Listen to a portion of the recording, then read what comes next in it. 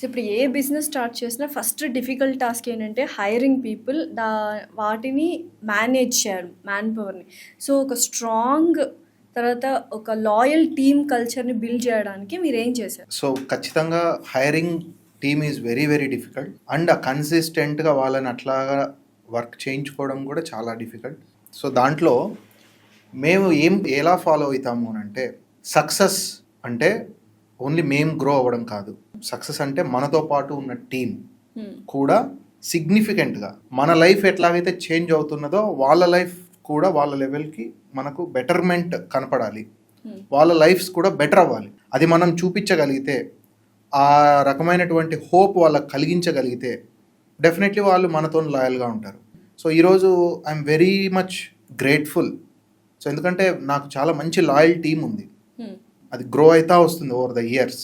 So మొత్తం మా దగ్గర ఉన్న స్టాఫ్ చాలా నార్త్ స్టేట్స్ నుంచి వచ్చిన వాళ్ళు ఉంటారు, చాలా బీద పరిస్థితుల నుంచి వచ్చిన వాళ్ళు ఉన్నారు. సో ఉండడానికి ఒక ప్రాపర్ ఇల్లు కూడా లేని పరిస్థితి నుంచి వచ్చే వాళ్ళు ఉంటారు. సో 3-4 ఇయర్స్ వర్క్ చేసిన తర్వాత మనతోని వాళ్ళు ఇల్లులు కట్టించుకొని సొంత ఇల్లులు కట్టుకోగలుగుతున్నారు ఊర్లో, వాళ్ళ పిల్లల్ని బాగా చదివిగలుగుతున్నారు. సో వాళ్ళ లైఫ్స్ బెటర్ అవుతున్నాయి. సో అది నాకు చాలా హ్యాపీనెస్ ఇస్తుంది.